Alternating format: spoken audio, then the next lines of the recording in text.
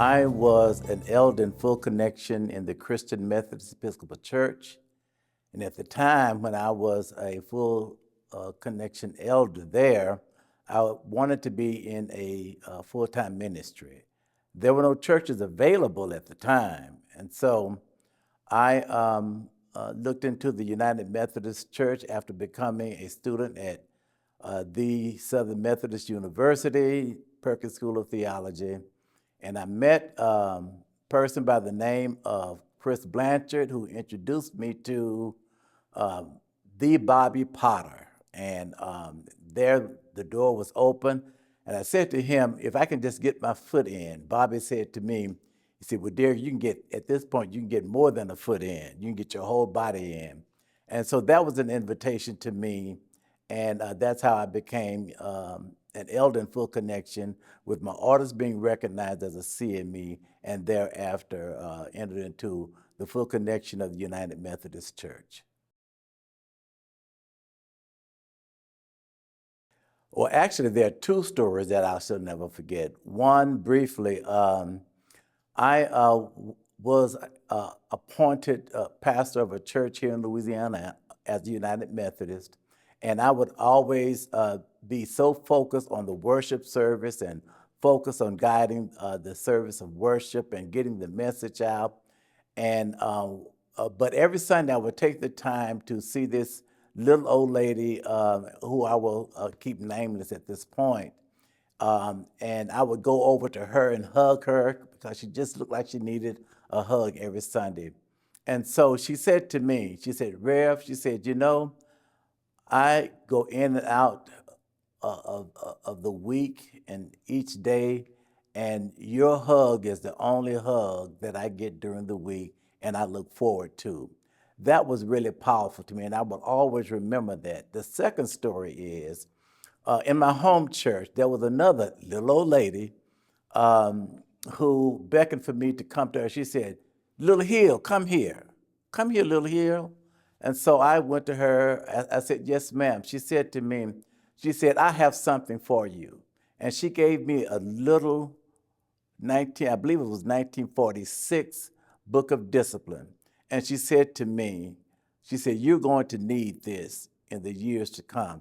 And I had no idea of what she saw in me that I would need that book of discipline. And little no doubt, I needed a book of discipline because I entered into ministry in the CME church and later into the United Methodist Church. It's the power of a touch, and both of those ladies touched my life. Tell you the truth, I don't want to start naming names because there are just too many names to name everybody who has really had an impact on my life. So I'll just stick with regions of the state, because there are people all over Louisiana that have touched my life, beginning with my church of origin, the Lane Chapel Christian Methodist Episcopal Church, where I was born and I was baptized as a baby.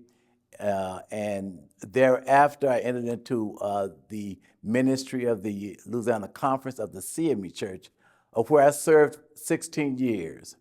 And then thereafter, so I thank the Louisiana Conference of the CME Church. I thank my home church, Lane Chapel CME Church.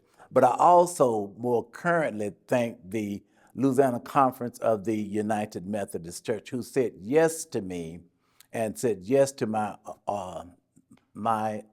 ordinations in the CME Church. And so this Zion has been a blessing to me and my family. It afforded me full-time ministry.